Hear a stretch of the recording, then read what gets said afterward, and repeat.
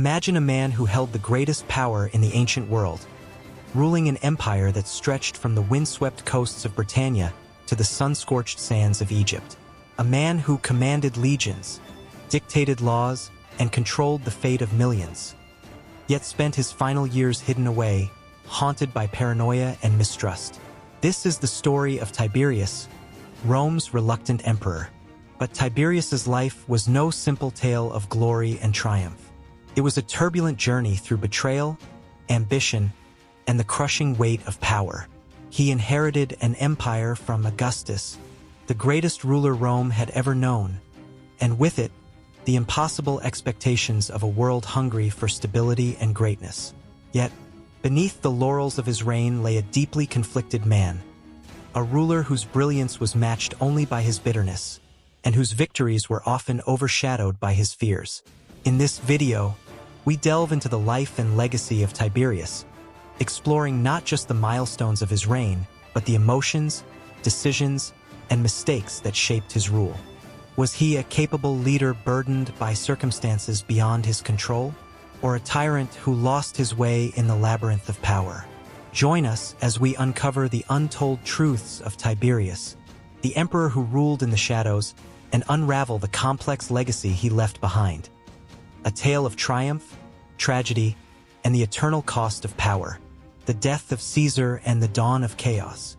Imagine a moment in time when the most powerful man in the known world, Julius Caesar, lies dead on the Senate floor, his toga soaked in blood, surrounded by men who believed they had just saved the Roman Republic. But instead of restoring liberty, their daggers had carved a path to chaos, unleashing a series of civil wars that would consume Rome for the next 14 years. From the shadows of this chaos emerged an unlikely and underestimated figure, a young man named Octavian, who would change the course of history forever. Caesar's assassination and its immediate aftermath. On March 15, 44 BCE, Rome was thrown into turmoil. Caesar's assassination was not just the death of a leader. It was the unraveling of a carefully built web of power and influence. His killers, known as the Liberators, envisioned themselves as saviors of the Republic. Brutus and Cassius, central figures in the conspiracy, declared that Caesar's death would end tyranny and restore the Republic's dignity. But Rome's reality was far more complex. The Liberators underestimated Caesar's influence and the loyalty he had cultivated among Rome's populace and military. Within hours of the assassination, the city teetered on the brink of chaos.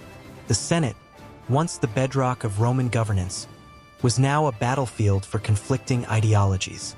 The funeral that changed everything. One of the most pivotal moments after Caesar's death was his funeral.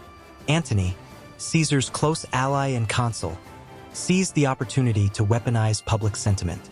At the funeral, Antony's eulogy transformed Caesar from a controversial dictator into a martyr. When he read Caesar's will, revealing that the dictator had left money and land to Roman citizens, the crowd erupted. What began as mourning turned into an angry mob. The Liberators fled Rome, their dreams of restoring the Republic shattered by a city now gripped by Caesar's memory. Octavian, an unexpected heir. Amidst this chaos, a surprising figure stepped forward. Gaius Octavius, better known as Octavian, was just 18 years old when he learned that Caesar had named him as his adopted son and heir. To many, he seemed ill-suited for the monumental task of avenging Caesar and securing his legacy.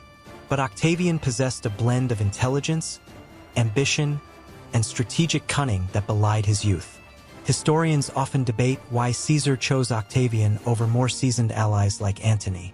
Some suggest it was due to Octavian's discipline and promise, while others believe Caesar saw in him a malleable successor who could continue his vision.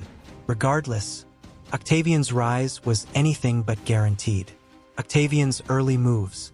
When Octavian arrived in Rome, he was not welcomed with open arms. Antony, who saw himself as Caesar's true political heir, dismissed the young man as insignificant. The Senate viewed him as a potential puppet. Yet Octavian played his cards masterfully.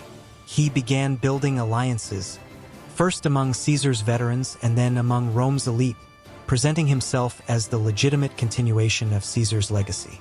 Octavian's decision to distribute Caesar's promised inheritance to the Roman people was a calculated stroke of genius. It not only won him public favor, but also positioned him as a protector of Caesar's memory. The first conflict, Antony versus Octavian. As Octavian gained traction, tensions between him and Antony escalated. Antony, emboldened by his military experience and position as consul, underestimated the young heir. Their conflict came to a head in 43 BCE during the Mutina campaign. In a twist of irony, Octavian aligned with the Senate, including figures like Cicero, who had once been Caesar's enemies. This uneasy alliance aimed to check Antony's growing power. Antony's forces clashed with the Senate's armies at Mutina, and though Antony was forced to retreat, the victory was short-lived. The Senate underestimated Octavian's ambitions, dismissing him as a temporary ally. The birth of the Second Triumvirate. Octavian, ever pragmatic, turned on the Senate when it became clear they would not grant him the recognition or power he sought. He reached out to Antony and Lepidus, forming the Second Triumvirate. Unlike the uneasy alliances of the past, this pact was formalized with a chilling agreement: proscriptions. Together, they compiled lists of enemies, political rivals, wealthy citizens, and even personal adversaries whose deaths would fund their war efforts and solidify their power. The proscriptions unleashed a wave of terror across Rome. Cicero, once a mentor to Octavian, became one of the most famous victims. The sight of Rome's streets running red with blood marked a grim turning point in the Republic's history. Analyzing the fall of the Republic. The collapse of the Roman Republic was not a sudden event. It was the result of decades of systemic weaknesses. Caesar's assassination and the subsequent civil wars were merely symptoms of deeper issues. A social inequality. The divide between Rome's elite and its lower classes had grown untenable. Caesar's populist policies, though controversial, addressed these grievances, earning him the loyalty of the common people. The military loyalty over state loyalty. Generals like Caesar, Pompey, and Antony commanded the personal loyalty of their soldiers, often prioritizing their own ambitions over the Republic's stability. Power struggles among elites. The Republic's political system, designed for a city-state, struggled to govern an expansive empire. This inefficiency created power vacuums that ambitious leaders exploited. Why Octavian stood out. Unlike other players in this deadly game, Octavian understood the power of perception. He carefully cultivated his image as a pious and dutiful Roman, even as he engaged in ruthless political maneuvers. Antony, by contrast, often appeared reckless, particularly in his alliance with Cleopatra, a relationship Octavian would later use to his advantage. The stage is set for more bloodshed. By the end of this first phase, the Roman world was irreversibly transformed. The Senate, once the heart of Roman politics, was now a shadow of its former self. The Second Triumvirate, though powerful, was riddled with tension. Antony and Octavian, though allies for now, were on a collision course. As Rome plunged deeper into civil war, the stakes grew higher. Octavian was no longer the inexperienced teenager who had first arrived in Rome. He was a rising force, calculating and relentless. But how did Octavian, a young man with seemingly little military experience, outmaneuver one of Rome's greatest generals, Antony? How did his rivalry with Cleopatra shape the future of the empire? And what price did Rome pay for its transformation into the imperial power we remember today? The triumvir's reign and the seeds of betrayal. The alliance between Octavian, Antony, and Lepidus, known as the Second Triumvirate, was Rome's most fragile truce. They ruled like gods, dividing the empire among themselves and silencing dissent with blood and fire. But beneath the surface, envy, mistrust, and ambition churned. Could three rulers, each lusting for ultimate power, truly coexist? History tells us they couldn't. This chapter unfolds the relentless march of betrayal. As allies turned into rivals, lovers became liabilities, and the Republic inched closer to its imperial destiny. The Second Triumvirate, a house of cards. The formation of the Second Triumvirate in 43 BCE was a desperate solution to Rome's chaos. Octavian, Antony, and Lepidus divided the vast Roman world among themselves. Octavian controlled the west, Antony took the east, and Lepidus was relegated to Africa. Yet this alliance, formalized with sweeping powers, was built on a foundation of convenience rather than trust. Proscriptions and the price of power. One of the triumvirate's earliest and most infamous acts was the proscriptions. Thousands of Roman citizens were executed or exiled, their wealth confiscated to fund the triumvir's armies. Cicero's death marked one of the most symbolic moments of these purges. Once a staunch supporter of Octavian, Cicero had underestimated the young man's ruthlessness. While the proscriptions secured resources and eliminated political threats, they also alienated many Romans. The sheer brutality of these acts sowed resentment, eroding the legitimacy of the triumvir's rule. Antony, Octavian, and Lepidus were not seen as saviors of the Republic, but as tyrants exploiting it. An uneasy balance of power. The triumvirate's territories reflected their individual strengths and ambitions. Antony in the east, with its wealth and access to Egypt, Antony's realm was both a blessing and a curse. His increasing focus on the east and his eventual relationship with Cleopatra distanced him from Roman sensibilities. Octavian in the west. Octavian faced challenges consolidating power in Italy, where veterans demanded land, and the Senate harbored lingering suspicions. Yet he cleverly used propaganda to portray himself as Rome's true guardian. Lepidus in Africa. Lepidus, though technically a member of the triumvirate, was sidelined by his more ambitious colleagues. His lack of influence foreshadowed his eventual downfall. Antony and Cleopatra. A love affair or political alliance.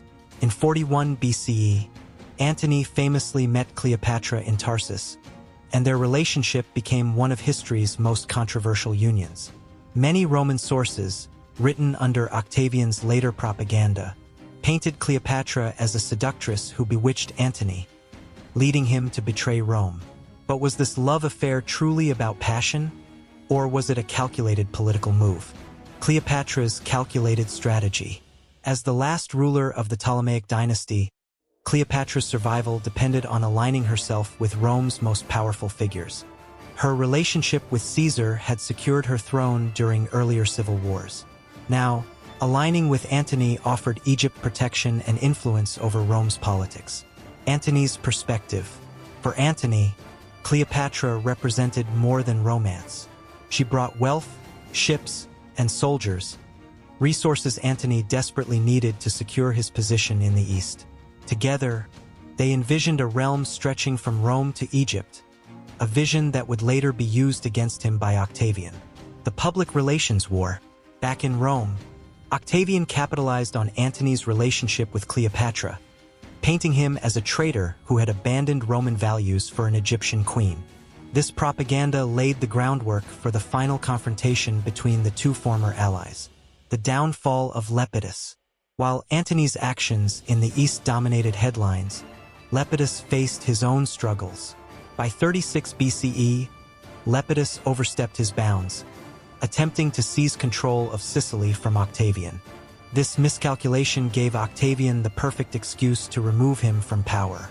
Lepidus was stripped of his titles and exiled, leaving Octavian and Antony as the last two standing triumvirs.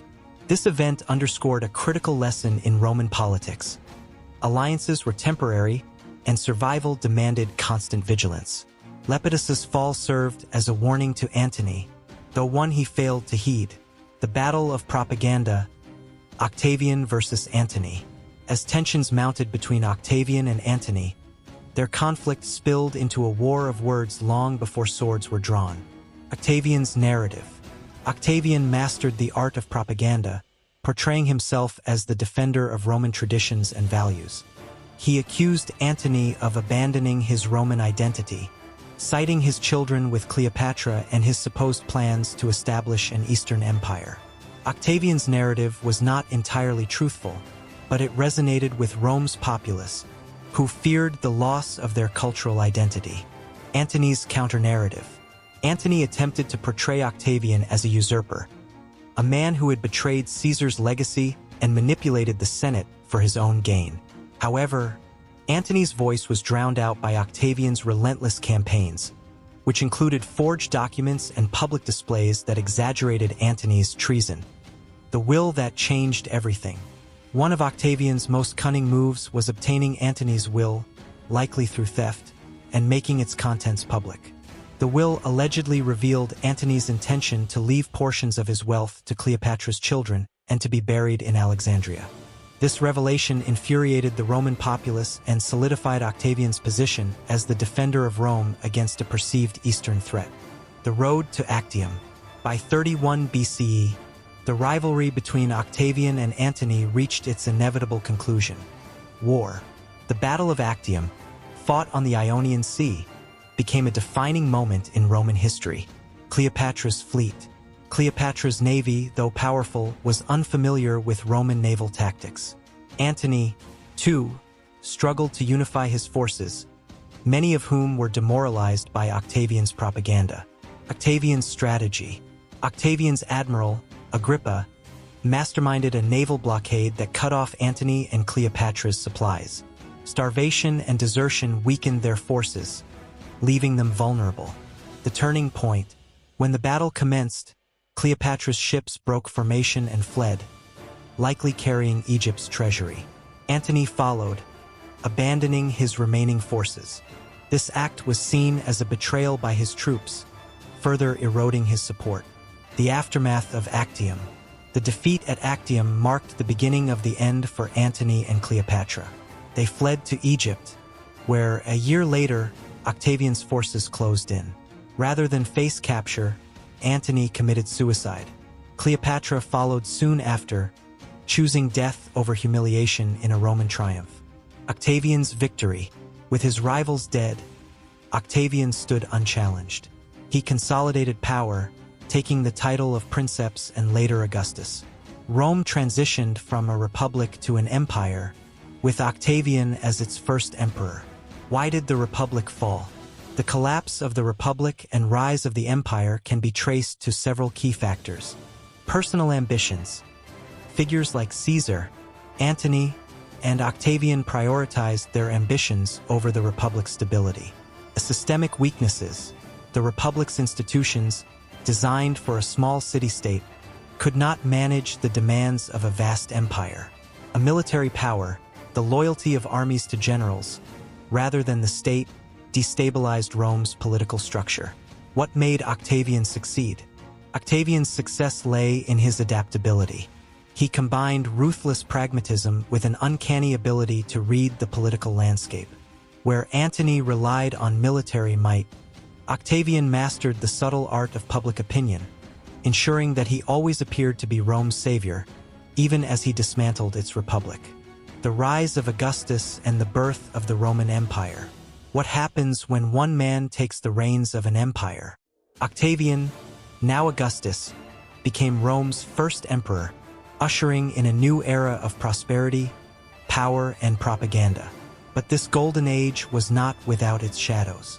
Behind the facade of peace, Augustus mastered the art of control, reshaping Rome's institutions, culture, and identity in his image. This chapter explores the transformation of the Republic into an empire, where the brilliance of Augustus masked the sacrifices made in freedom and equality. The aftermath of Actium. Augustus ascends. With Antony and Cleopatra defeated, Octavian returned to Rome in triumph in 29 BCE. The victory parade wasn't just a celebration of military dominance. It was a carefully staged political message. Rome was no longer the chaotic republic of rival factions. It was united under a single leader, the facade of the republic. Octavian knew Romans despised the idea of kingship, so he avoided the title of Rex, king. Instead, he styled himself as Princeps Civitatis, first citizen, maintaining the illusion that the Senate and traditional institutions held power. In 27 BCE, he orchestrated a dramatic gesture, resigning his powers before the Senate. Of course, this was a performance. The Senate, likely coached in advance, begged him to stay and govern. In response, Octavian accepted with reluctance, taking the title of Augustus. This marked the official beginning of the Roman Empire. Rebranding Rome. Augustus wasn't just reshaping Rome's government, he was reshaping its identity. Through art, architecture, and literature, he crafted an image of Rome as eternal, invincible, and divinely favored. The Era Pacis, Altar of Peace, symbolized his role as the bringer of stability, while poets like Virgil immortalized his reign in works like the Aeneid. Pax Romana, the illusion of peace. One of Augustus's greatest achievements was the Pax Romana, Roman peace, a 200-year period of relative stability across the empire. Economic and military reforms. Infrastructure projects. Augustus invested heavily in roads, aqueducts, and public buildings, linking distant provinces and creating a sense of unity. A monetary stability. He standardized currency, facilitating trade across the empire. Professionalized army. Augustus reduced the size of the military, keeping only loyal legions and establishing the Praetorian Guard as his personal security force.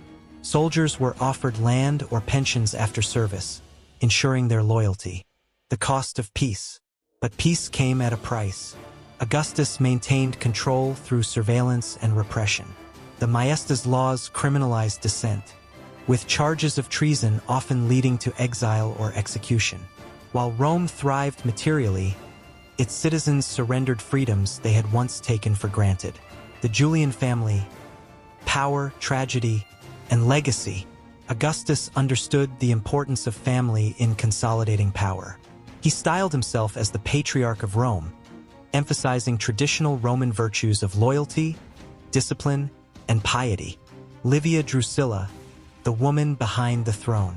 Livia, Augustus's wife, played a critical role in his administration.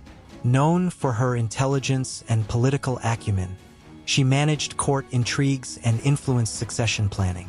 Rumors suggest she may have orchestrated the downfalls of potential rivals to secure her son Tiberius's rise to power. Succession drama. Augustus's succession plans were fraught with challenges. His preferred heirs, Marcellus, Agrippa, and Gaius and Lucius Caesar, all died prematurely. These losses forced him to turn to Tiberius, his stepson, as his successor. The process revealed a weakness in the imperial system: the lack of a clear, stable method for transferring power. Rome's cultural renaissance under Augustus. Augustus's reign wasn't just about politics and military power. It was also a cultural revolution. Virgil's Aeneid, commissioned by Augustus. The Aeneid wasn't just a poem, it was propaganda. By linking Augustus to Aeneas, a Trojan hero and mythical ancestor of Rome, the epic reinforced the emperor's divine right to rule. Art and architecture. Augustus famously boasted, "I found Rome a city of bricks and left it a city of marble." He invested in grand projects like the Forum of Augustus and the Temple of Mars altar, creating spaces that celebrated Roman power and his legacy. Moral reforms. To counteract what he saw as the moral decline of Rome, Augustus passed laws promoting marriage and punishing adultery. These laws were as much about optics as ethics, reinforcing his image as a restorer of traditional Roman values. The Germanic catastrophe, the Battle of Teutoburg Forest.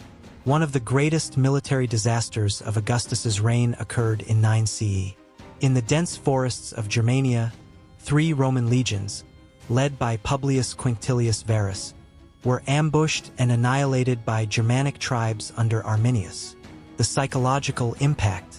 The loss shocked Rome.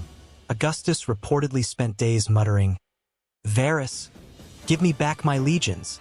The defeat forced Rome to abandon plans of expanding further into Germania, drawing a hard border at the Rhine River. Strategic adaptation.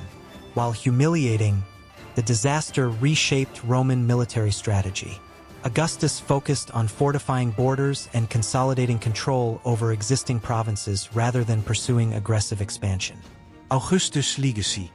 A new era or the end of freedom. The good.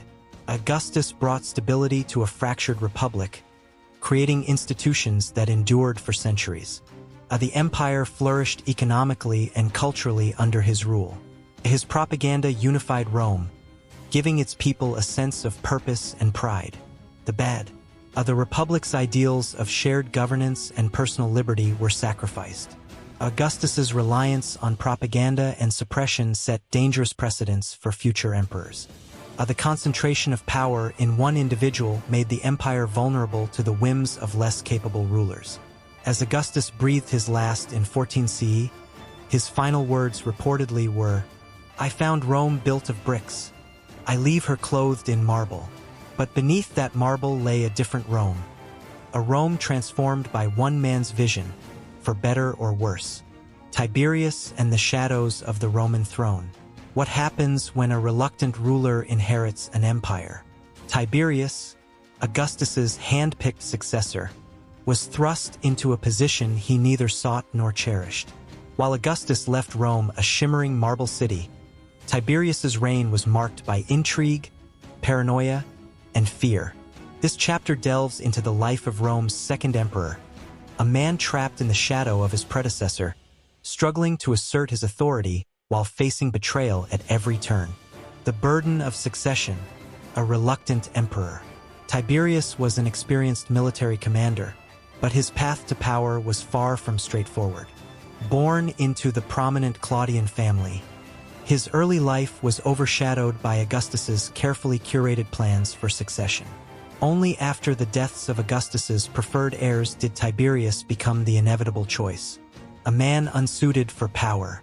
Unlike Augustus, who thrived in the public eye, Tiberius was reserved and austere.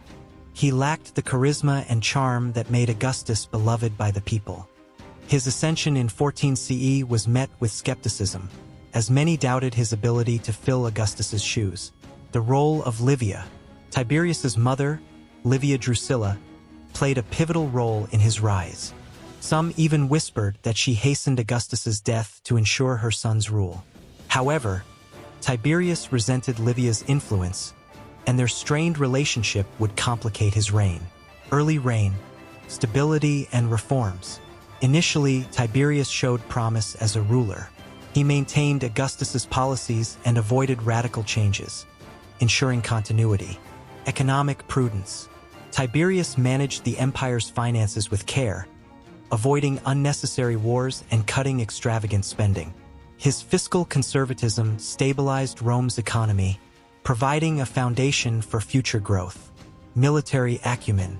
As a seasoned general, Tiberius oversaw several successful campaigns, particularly in Germania. However, his reluctance to engage in unnecessary expansion marked a shift from Augustus's ambitious territorial goals. The shadows of Sejanus. Betrayal from within. Tiberius's reign took a dark turn as he retreated from public life, leaving much of the day-to-day governance to his trusted Praetorian prefect, Lucius Aelius Sejanus. The rise of Sejanus. Sejanus was a master manipulator, exploiting Tiberius's trust to consolidate power. He controlled access to the emperor, influencing decisions and eliminating rivals.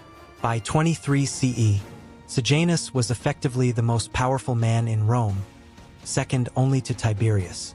Conspiracy and purges. Sejanus's ambitions led to a series of purges within the Senate and among the imperial family. His ultimate goal was to secure the throne for himself by marrying into the imperial line. However, his schemes unraveled in 31 CE when Tiberius, from his self-imposed exile on the island of Capri, uncovered Sejanus's treachery. Sejanus was executed, but the damage to Tiberius's reputation was irreversible. Capri, the exile emperor. By the latter half of his reign, Tiberius had become increasingly withdrawn and paranoid. In 26 CE, he retreated to Capri, leaving the administration of Rome to his subordinates. The island of Capri. Capri became a symbol of Tiberius's isolation and decadence. Accounts from ancient historians like Tacitus and Suetonius portray the island as a place of excess and moral corruption, though modern historians debate the reliability of these claims. The reality of isolation. Tiberius's retreat was driven not by luxury but by disillusionment. He felt betrayed by those closest to him and mistrusted the Senate. His isolation allowed rumors to flourish, further tarnishing his legacy. Paranoia and the decline of trust. Tiberius's later years were marked by paranoia. Ter majestas laus. Originally intended to protect the emperor, were weaponized against perceived enemies. The treason trials. Accusations of treason became a tool for political maneuvering. Senators and nobles were accused on flimsy evidence, leading to executions and confiscations of property. This climate of fear eroded the Senate's loyalty and respect for Tiberius. Impact on governance. The constant purges created instability, as competent administrators were replaced by sycophants. The empire's bureaucracy became more corrupt and less efficient, setting dangerous precedents for future rulers. Tiberius's death, a mysterious end. In 37 CE, Tiberius died under circumstances that remain debated. The role of Caligula. Tiberius had named his grandnephew, Caligula, as his heir. According to some sources, Caligula may have hastened Tiberius's death, though this is likely embellished by later historians eager to vilify both men. A complicated legacy. Tiberius's death was met with mixed reactions. While some mourned the loss of a competent, if uncharismatic, ruler, others celebrated the end of his repressive reign. Analyzing Tiberius's reign, a study in contrast. The good. Tiberius maintained the stability and prosperity established by Augustus. His military and economic policies were pragmatic and effective. He avoided unnecessary wars, focusing on consolidating the empire's borders. The bad. His paranoia and reliance on Sejanus undermined his authority. The treason trials created a culture of fear, damaging the Senate's functionality. His retreat to Capri symbolized the disconnection between the emperor and the people. Tiberius's reign highlights the challenges of absolute power. As Rome's second emperor, he inherited an empire built on Augustus's charisma and propaganda, but lacked the tools to sustain it. His rule serves as a cautionary tale about the dangers of isolation, paranoia, and unchecked authority. The story of Tiberius is a somber reminder that power, even when wielded with competence, can be a double-edged sword. He ascended the throne not out of ambition but duty, and his reign reflected the inner turmoil of a man caught between his responsibilities and his personal discontent. Tiberius's achievements, economic stability, military successes, and the continuity of Augustus's legacy were overshadowed by his retreat into paranoia and mistrust. Yet, history often judges rulers not by their intentions but by their consequences. For Tiberius, the damage wrought by his reliance on Sejanus and his oppressive policies left scars on Rome's political fabric. The Senate, once a body of cooperation and debate, had become fractured and subservient, setting dangerous precedents for the future of imperial rule. Despite his flaws, Tiberius was a ruler who understood the weight of empire. In his final years, perhaps isolated on Capri, he might have pondered the paradox of his life. A man capable of great leadership yet consumed by the corrosive effects of power. His legacy is neither entirely heroic nor villainous. It is a testament to the complexity of human nature in the face of absolute authority. As we close the chapter on Tiberius, we look ahead to the reign of his successor, Caligula, whose name would become synonymous with excess and cruelty. Tiberius's reign, for all its darkness, now seems a quiet prelude to the storm of chaos that was to follow. History, like Rome itself, is an unrelenting tide, sweeping away emperors while leaving their stories to be remembered, debated, and reinterpreted for generations to come. This is the tale of Tiberius, a man who never sought the crown, but bore its burdens until the end.